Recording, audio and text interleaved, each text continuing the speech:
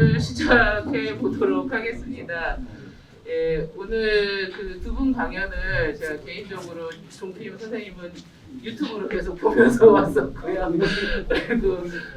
그리고 저희 최민기 선생님 거는 이제 현장에서 너무 인상 깊게 잘 들었는데, 확실히 그 자기만의 무슨 어떤 어휘를, 공간 어휘를 가지고 그 작업하시는 분들의 그 빛남, 작품의 독특함, 이런 것들이 너무 그 아이덴티티가 명확해서 너무 잘 들었고요. 근데 오늘 이제 주제가 지속 가능성이잖아요. 그래서 이거랑 연계해서 얘기를 해도 좋고, 아니면 그냥 작품, 지금 오늘 보셨던 작품에 대한 그 여러분들의 궁금증이라든지 의견이라든지 이런 걸 같이 나눠보면 될 것 같습니다. 그래서 우선 어떻게 질문을 좀 받아볼까요? 네. 패널 먼저. 패널 선생님. 네, 앞서 있었던 두 분의 강연 너무 잘 들었습니다. 제가 훌륭한 두 분을 모시고 이렇게 패널 할 수 있는 그런 자격이 있는지부터 먼저 좀 의문인데요. 먼저 종필 선생님한테 먼저 좀 여쭤보고 싶은 것이, 저희가 이제 건축 같은 경우에는 저희가 이제 어떤 텍스트 같은 것들이 있습니다. 그래서 이제 교감이 될 수 있는 건물들을 우리가 이제 학생들한테 꼬르비제 건물이라든가 이런 것들을 이제 수업 시간에 이제 배우를 하는데, 인테리어 같은 경우에는 저희가 이제 항상 고민인 것들이, 이런 것들이 정말 오래오래 이렇게 인테리어가 지속되면서 우리가 교감될 수 있는 것들이라든가 학생들에게 이 교재로서 이렇게 활용될 수 있는 이런 것들이 진짜 그 학생들에게 보여줄 수 있는 것들이 사실 그렇게 많지 않다고 느껴지는데요. 지금 아까 발표하신 내용 중에서 이제 우리가 여러 작가분들하고 작품을 하면서 이런 공간적인 것들이 사실 우리가 좀 더 어떤 원형적인 것들이라든가 지속 가능한 것들이 무엇이 있는 것들인지 그런 것들이 좀 궁금합니다.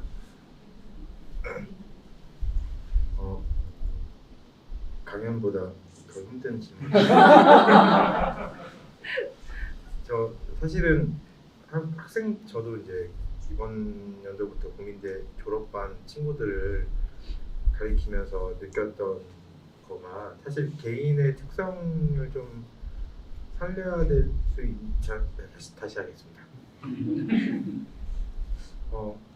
저희 다 선배님들이시고, 선배님들 세대 때는 사실은 해외에서 잘된 케이스 스터디를 사실은 잡지나 또 발품 팔아서 해외 잡지 사는 데 가서 보고 막 이랬잖아요. 근데 제가 작년에 젊은 친구랑 대화를 하는데, 저도 좋지만 해외여행 못 가서 어떻게 라고 물어봤는데, 그 친구가 저한테 인스타로 해외여행 가는데 뭐하러 해외여행을 가요? 라고 대답을 하더라고요. 근데 그게 되게 충격적이었는데, 사실 또 맞는 얘기인데, 근데 그만큼 우리 친구들이 지금 보니까 그 미적 감각이 저희 세대하고 또 다르게 이미 너무 좋은 걸 보고 컸던 친구들이라서, 사실 디자인 전공을 하지 않은 사람들이 실내 인테리어를 했을 때 그 시너지도 엄청 좋더라고요. 그러니까 뭔가 예쁘게 만드는 행동은 누구나 다 할 줄 아는 행동이 다 되어가고 있는 한 시대에, 학생들이 예쁘게 만드는 것 플러스 각자의 어떤 재능을 살려서 좀 공부를 했으면, 그 설계에 대한 베이스도 중요하지만 그 각자가 뭘 잘하는지, 공간 계획 플러스 마케팅이 되면 마케팅, 혹은 다른 마케팅 방법이 있으면 그걸 좀 추가해서 좀 자신을 개발하는 게 저는 그 학생들만의 지속 가능성이 꼭 필요하다고 생각을 하고 있습니다. 잘 들었습니다. 그러면 이선 교수님한테 질문, 다른 질문. 사실은 연구나 논문에서는 좀 많이 참여했는데, 이렇게 작품을 직접 설계하시는 분들의 그런 어떤 세계라고 할까? 그런 거를 가면서 얘기를 하니까 사실 좀 떨립니다. 제가 이런 걸 잘 많이 안 해봐서. 근데 저는 오늘 이제 지속 가능성이라는 주제로 얘기했는데 굉장히 재밌었어요. 왜냐면 실내 디자이너의 지속 가능성 추구가만 하면 항상 나오는 얘기도 친환경 재료를 쓴다든지, 친환경적인 시공 방식이라든지, 어떻게 하면 폐기물을 줄일까, 이런 데만 사실 그런 게 이제 중요하니까, 대부분 이제 인테리어는 너무 쓰레기를 많이 만들어낸다 이런 얘기를 많이 비판을 받으니까, 그래서 그런 쪽을 미국의 실내 디자이너 교육이나 이런 거 할 때도 굉장히 강조한단 말이죠. 근데 이제 아까 강연을 들으면서 느낀 생각은, 우리가 어떻게 보면 지속 가능성인 걸 너무 깊게만 생각하지 않았나 그런 생각을 또 해봤고요. 사실 뭐 어저께 좀 웃으면서 얘기도 했지만 영원한 건 절대 없는데 그러면 어떻게 우리가 만들어내는 공간이 굉장히 많은 시간과 에너지와 돈을 들여서 만들어내는 공간이 어떻게 하면 조금 더 오래 또 사람들의 마음을 사로잡을까 그런 면에서 접근한다면 그게 바로 지속 가능한 디자인이 아닌가 그런 생각을 했어요. 그래서 그런 면에 굉장히 재미가 있었고 이제 특히 이제 그 보여주신 예제들에서 작가들 발굴이 아니고 어떻게 찾아가는 과정인데 그 작가들이 사실 그렇죠. 인테리어 디자인을 통해서 어떤 굉장히 유니크하고 차별적인 걸 만들어내기 위해서 그러기 위해서 그 공간이 어떤 진정한 가치를 담아야 되는데 그 가치를 그 작가들과 협업을 통해서 그거를 구현해내는 식을 봤거든요. 저는 이제 궁금한 점이 각 프로젝트를 하실 때 이번 프로젝트는 어떤 작가가 할 것인가 그렇게 할 때 그 프로젝트의 어떤 가치나 작가를 선정하는 데 있어서 어떤 경험 바탕으로 해서 그 작가를 선정하시고 그런 어떤 지향점을 찾으신지 그게 좀 궁금합니다. 근데 설계하시는 분들은 다 그렇겠지만 프로젝트를 맡았을 때 번뜩 떠올리는 아이디어로 하지는 않는 것 같고 대부분들이 다 경험에서 좀 그때 생각했던 게 갑자기 떠오르기도 하고 그래서 저는 사실은 프랑스에 계셔서 아시겠지만 한국이 정말 유튜브 꺼져 있죠? 켜져 있어요. 한국은 좋은 도시입니다.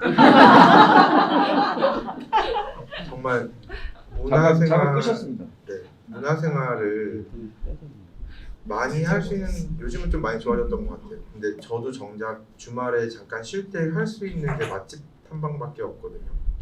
근데 당장 저는 프랑스에서 공부를 해서 살아서 그런지 몰라도 당장 프랑스 같은 경우는 매주마다 새로운 컨텐츠가 있고 새로운 문화를 보고 하는 게 되게 많이 있어요. 잘. 근데 한국은 젊은 친구들이 결국 하는 거라고는 훨씬 더 위험하다. 맛집만 찾아다니고 요즘엔 좀 많이 좋아졌어요. 리움도 지금 완전 풀부킹에 막 이렇게 됐는데 저는 사실은 매주 주말에 그냥 의무적으로 그런 작은 소형 갤러리를 많이 다니고 있고 근데 그때마다 발굴했던 그러니까 생각했던 친구들을 이제 연락을 개인적으로 하는데 또 문제점은 이 아티스트 분들의 마인드가 또 저희 같이 또 안 와요. 그래서 진짜 찐따들이죠. 유튜브 꺼져 있죠? 아티스트 좋아합니다. 이 시간 개념도 너무 없고 그러니까 저희는 막 데드라인이라는 게 있고 언제까지 클라이언트 약속을 지켜야 되고 이렇게 되게 많잖아요. 근데 그분들은 시간 개념도 없고 돈 개념 없고 개념이 없어요. 근데 그거를 가리키면서 일하는 게 너무 힘든 일인데 하고 나면 이제 고맙다고 하는데 할 때 과정이 너무 그러니까 발굴하는 것보다 그 사람들을 끌고 나가는 일이 너무 힘든 일이에요. 네, 그러니까 예를 들어서 대구의 모 작가님 좋아합니다. 대구에 그 작품을 사기로 해서 결제가 50% 나갔으면 인테리어하거나 건축하시는 분들은 이제 자기가 설치하러 가야 되잖아요. 근데 이제 대구에 그때 코로나가 터졌는데 50% 성금 받았는데도 왕금을 받았는데도 코로나 때문에 자기가 안 오겠다는 거예요. 작가가. 근데 저는 그게 저희 상식선에서는 그게 말이 안 되는 행동이잖아요. 시간이 있고 클라이언트가 있고 그래서 이제 막 대화를 하면서 싸우는데 제가 현타가 오더라고요. 이 사람들을 왜 이렇게 제가 뭐를 끌어들이려고 이렇게 끌어들이고 있을까라는 생각을 하는데 작가들도 좀 많이 변했으면 좋겠어요. 근데 그렇게 해서 매번 좋은 작가분들하고 작업을 많이 하는데 또 이게 사회로 또 많이 나오시는 분들은 또 너무 커스텀 작업을 많이 하시니까 그래도 안타깝기도 합니다. 최민대 선생님한테 질문. 안 하셔도 됩니다. 두 번째 강연하신 최국규 선생님한테 질문드리겠습니다. 예. 아까 두 번째 강연 너무 잘 들었고요. 오전에 저희가 그 공백이라는 거를 답사하고 나서 사실 제가 느꼈던 것들에 대한 오히려 강연이 많은 제 의문점을 해답을 많이 던져주셨고요. 특히 내비게이션이라고 하는 시점에서 본 게 저도 사실 내비게이션을 쓰고 다니는데 가까운 데에 다녀도 내비게이션이 꺼져 있으면 불안하더라고요. 그래서 저도 그만큼 길들여 있지 않나 하는 생각인데요. 잠깐 제가 보기에 그 이프트원이라는 그 사람의 그 공간과 장소라는 책에 보면 이제 뭐 어려운 말로 뭐 현상학적 어쩌고저쩌고 하는데 그런 건 잘 모르겠고요. 일단 그분이 말씀하시기를 우리가 어떤 그 장소라고 하는 것이 어떤 그 사람의 개인의 어떤 의미를 담는 것들, 그 사람이 가지고 있는 어떤 그 의미는 다시 얘기해서 또 기억이 아닐까, 그 어떤 기억을 그 공간에 담을 것 같은데요. 최무규 소장님이 생각하시는 공백이라는 공간에 어떤 메시지를 주고 싶고 어떤 기억을 담아주고 싶었는지 좀 궁금합니다.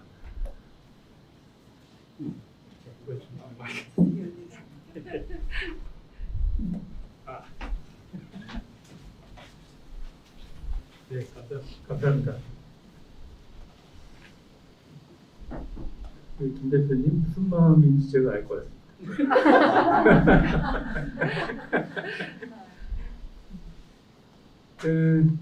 좋은 질문 해주셔서 감사하고요. 사실 제가 PT에 담지 않았던 내용 중에 하나를 요 기회에 좀 부연 설명을 드리면은 답도 될 겸 좋을 것 같습니다. 오늘 답사하셨던 분들은 사실 오늘 제네시스 쇼를 하고 있어가지고 그 공간을 제대로 못 보셨는데 아까 전에 그 사진으로 보셨을 때 이제 그런 런웨이 같은 그런 공간이었지 않습니까? 그 끄트머리에 가가지고는 제주도에 하늘이 담겨 있는 큰 창이 있고요.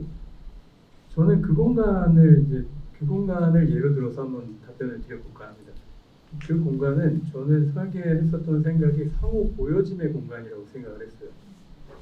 이 패션쇼의 런웨이를 정말 레퍼런스 스터디를 오랫동안 했었던 것도 사실이에요. 네, 그 패션쇼의 공간이라고 하는 것이 과연 어떤 공간일까라고 하는 그런 고민들도 있었고요. 그래서 제가 얘기하는 상호 보여짐의 공간이라고 하는 거는 약간 좀 시니컬한 시선도 그 안에 있는데요. 무슨 얘기냐 하면은 사람들은 본인이 멋있다, 아름답다라고 하는 거에 대해서 본인 스스로가 과연 확증을 가지고 있는가라고 하는 거예요.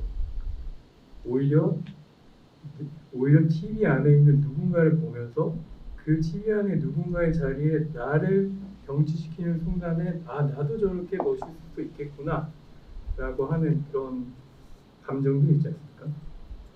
그래서 그 공간 같은 경우에는 사실 공간 기획 의도가 이제 그 큰 문이 자동문이 딱 열리면은 바로 눈앞에 보이는 거가 굉장히 넓은 공간에 이제 런웨이처럼 쭉 펼쳐져 있는 그 공간에 저 끄트머리에 이제 멋있는 하늘이 제주도가 딱 펼쳐지는 그 순간인 건데, 근데 이 기획의 숨은 의도는 거기에 있는 누군가가 같이 보인다는 거예요.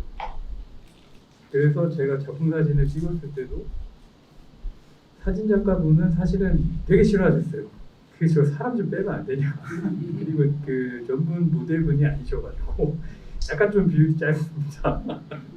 근데 제가 우겨가지고 꼭 집어넣으려고 했었던 거는 거기는 사람까지 포함이 된 거가 의도예요.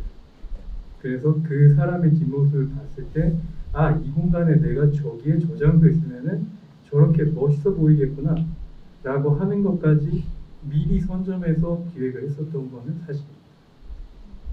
그래서 이제 질문 주셨던 내용에 대한 답을 그렇게 하면서 조금 한마디만 더 덧붙이자면은 결국에는 이거는 사람들이 자발적으로 공간에 자기의 의미와 기억을 담아낸다라고 생각이 들어요.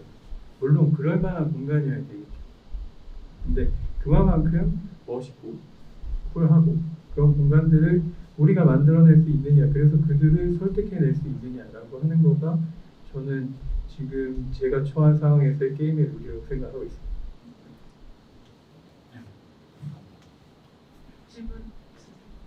이건 질문이라기보다 지금 오늘 느끼는 거 진심으로 사실 뭐 이제 아까 점심을 먹고 들어오는 길에 이 앞에 바로 유채꽃밭이 있었어요. 근데 같이 온 유성훈 교수님께서 유채꽃밭이 있다는데 저는 못 봤거든요.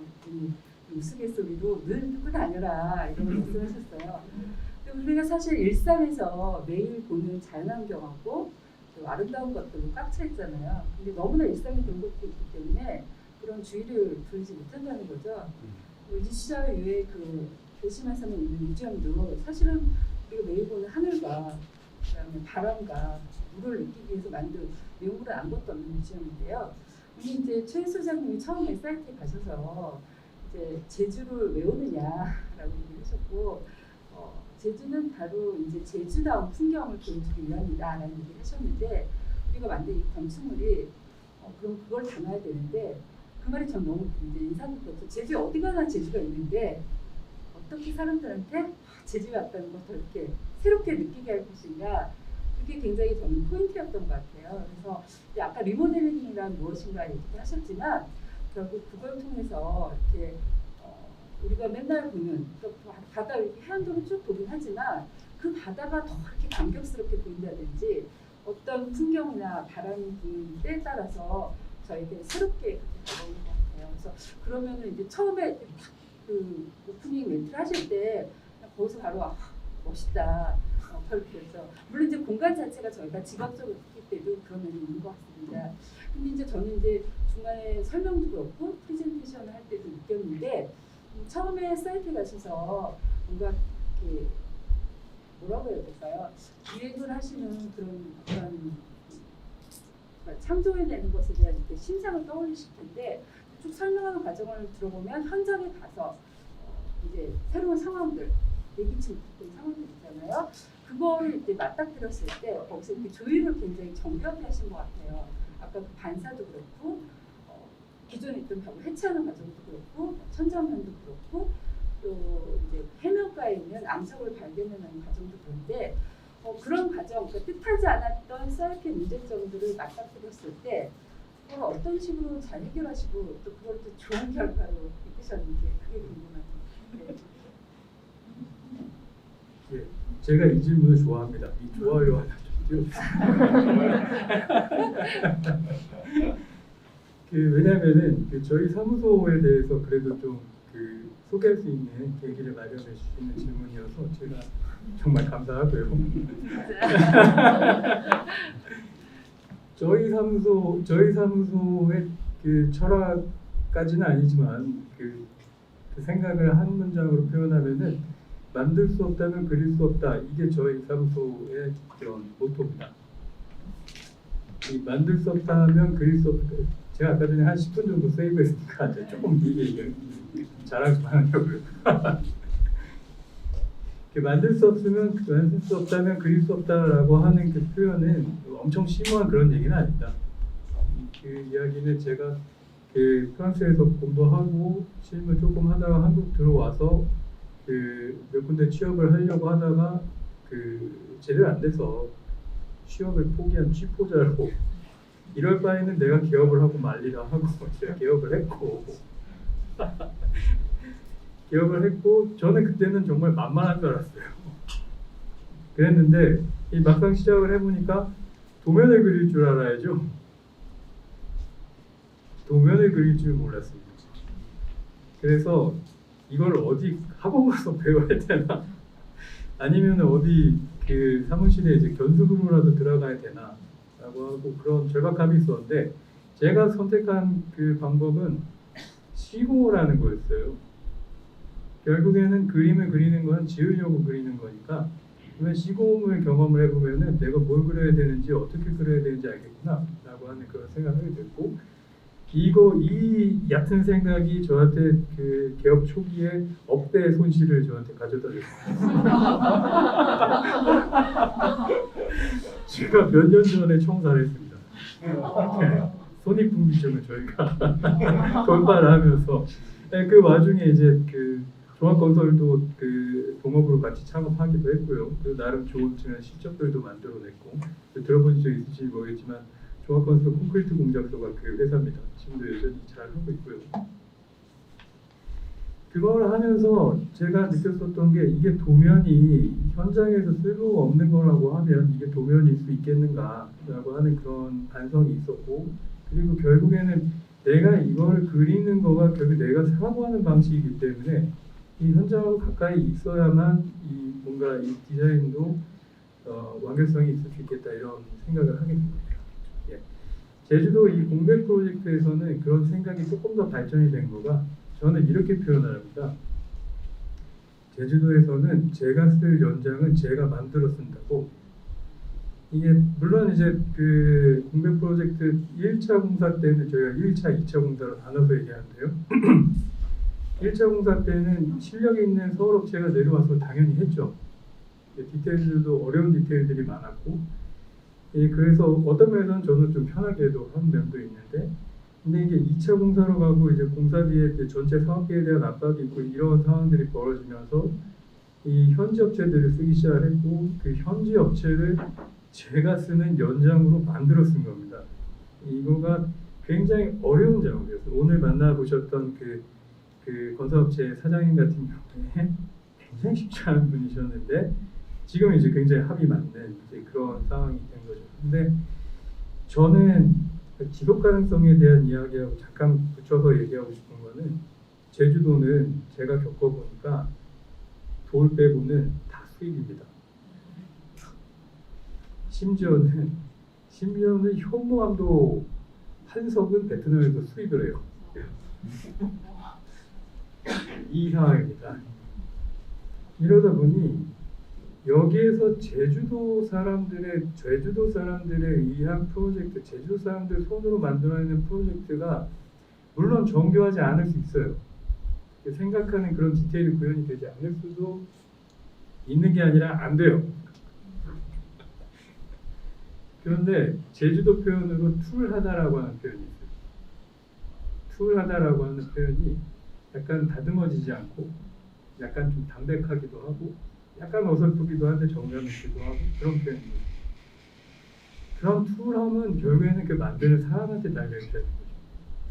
그래서 저는 그런 사람들의 마음을 얻어내서 그들의 손으로 그들의 재료와 고법으로 그들의 한계를 인정하면서 만들어내는 거가 어쩌면 버마킬러 아키텍처일 수도 있겠다. 이 시대에는 그런 게 필요한 거 아닌가 생각이 들었어요. 패널분들 더 질문 있으신가요? 예, 없으시면 여기서 한번 받아볼까요? 혹시 질문 있으신 분? 회장님 질문이 있다고 제가 들었습니다. 아, 그럴까요? 저의 질문은 아주 단순합니다. 단순하게 대답해 주셔도 돼요. 존킴에게 곡선이란? 아니 저는 인테리어에서 이렇게 곡선을 자주 굉장히 세련되게 쓰시는 걸 정말 본 적이 없기 때문에 예, 너무 궁금했습니다. 저요. 네. 저 질려가지고 네. 사실은 저는 공백 공간을 네. 정말 좋아하거든요. 그래서 제주도 올 때마다 한 번씩 가려고 했는데 그런 곡선 얘기를 잠깐 네. 붙여드리면 도대체 대표님이 클라이언트가 누구길래 사실은 공백이란 공간을 제안을 할 때는 그게 실제는 이렇게 너무 멋있고 제가 너무 좋아하는 공간인데 제안서에서는 그게 그렇게까지 표현이 안 됐을 텐데 그거를 어떻게 받아들였을까 클라이언트가 그리고 건축 설계는 어떻게 자부심으로 저걸 끌고 나갔을까에 대해서 너무 부러웠던 게 저희 스튜디오는 마감재만 봐도 예쁘거든요. 그러니까 마감재만 열어놔도 그냥 마감재만 봐도 예쁜기 때문에 클라이언트가 믿고 가는데 저는 그래서 항상 너무 부러웠어요. 이런 어떻게 저렇게 네. 그래서 곡선을 말씀드리면 곡선을 사실 시작부터가 저는 너무 잘못됐다고 지금 반성하고 있는데요. 그 시작 첫 프로젝트가 그냥 예산이 없는 프로젝트만 계속했어요. 스타트부터 막내 때부터. 그래서 돈을 아낄 줄 모르고 무조건 좋은 걸로만 들어가고 그냥 그런 것만 하고 있다가 보니까 그 당시 배웠던 저의 선생님이 저의 첫 그 사장님이 공간은 뭐가 됐던 깊어야 제맛이다라는 얘기를 했었어요. 근데 저는 그게 아직도 제 머릿속에 있는데요. 그러니까 아무리 캐주얼한 브랜드든 아무리 저렴한 공간이든 그냥 그래도 공간에 들어갔을 때 그 공간의 깊이를 느껴야 된다고 생각이 들었는데 사실은 한국에서 제가 그걸 표현하기가 되게 힘들었어서 처음에 그래서 우선은 그런 마무리되는 면을 우선 다 제가 없애버리고 좀 깊이감을 알리고 싶다라는 생각에서 이제 우선을 많이 시작을 했는데 최근에는 좀 안 하려고 노력하고 있습니다. 결국 다 그게 공사비와 시공의 퀄리티와 이런 걸로 다 연결이 되죠. 네, 공사비는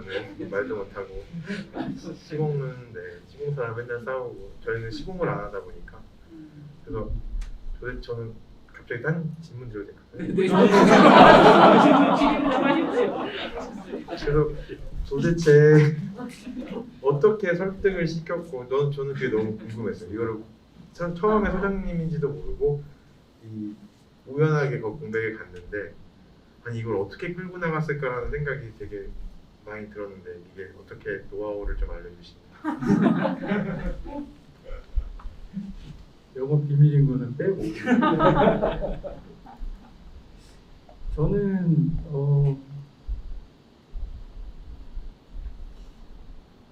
저는 이거 끌고 갈 수 있었던 거는 결국엔 건축주의 의지였다고 봐요. 근데 그 건축주의 의지라고 하는 거가 워낙 그 갈대와 같은 거여서 근데 건축주를 꿈꾸게 하는 거가 제일 중요한 것 같아요. 네. 제가 이런 꿈을 꾸고 있고요. 저는 이게 정말 하고 싶습니다. 그리고 이 꿈이 현실로 드러나면은 훨씬 더 멋있을 거다라고 하는 그런 강력한 믿음 같은 거죠. 근데 저는 정말 그렇게 믿거든요. 이렇게 큰 프로젝트든 작은 프로젝트든 그렇게 하려고 노력을 해요. 그러니까 그렇게 애정을 담으려고 노력을 많이 합니다. 물론 그렇게 잘 되지 않는 게 있어요. 잘 있는데, 근데 이제 뭐 질문 주셨으니까 다시 한번 드리는 말씀은 결국에는 제가 끌고 가는 거는 아닌 것 같아요. 그러니까 저만이 끌고 갈 수 있는 건 아닌 것 같아요. 채워지지 않는 그런 여백 같은 거를 같이 상상하고 그거를 본인이 너무 신나서 할 수 있는 정도가 되면 그러면은 프로젝트는 다 만들어진 것 같아요. 어떻게 이제 시간도 얼추 되어 가긴 하는데요. 뭐 마지막 질문 뭐 어디 뭐 패널분이 됐든 뭐 아무나 한 분만 받아보고 마무리하면 될 것 같은데. 예.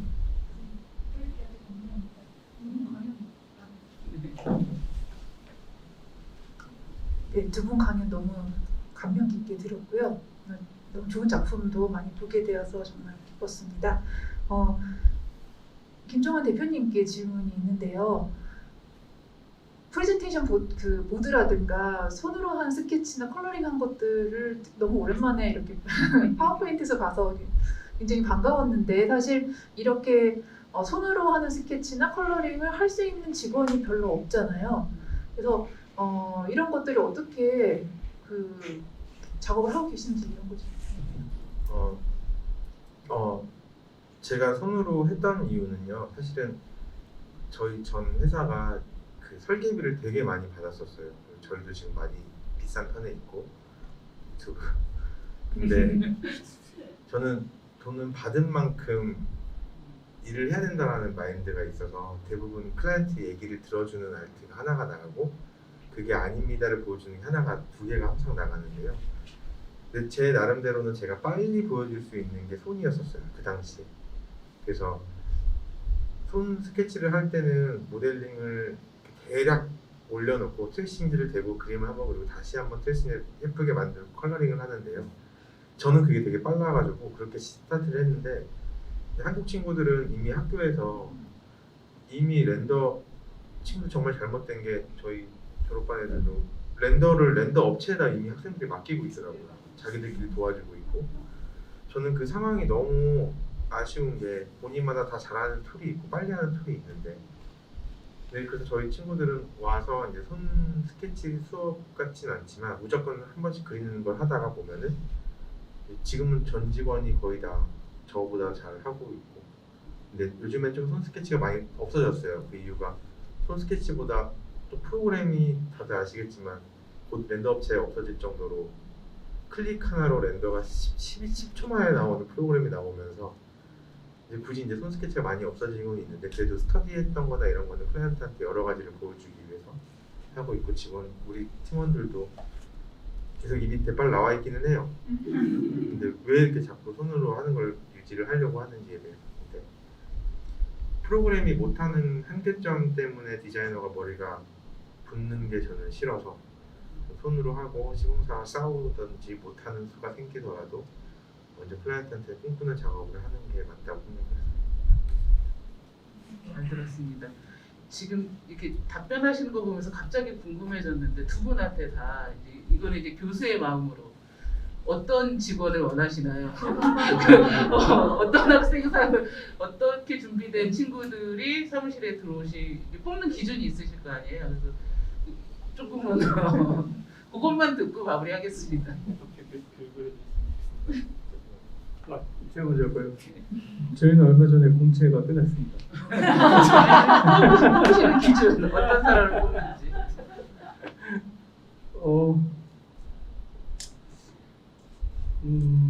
사무실 입장에서는 그래도 기본적인 툴은 다루는 친구들이 좋죠. 근데 뭐 그거는 대부분 다 하는 것 같아요. 근데 이제 많은 포트폴리오들을 이렇게 만나게 되면 그 안에 뭔가 그래도 자기 느낌 담아가지고 그림 한 장이라도 표현하려고 하는 의지가 있는 친구들이 있죠. 그게 보이시죠? 네, 그럼요.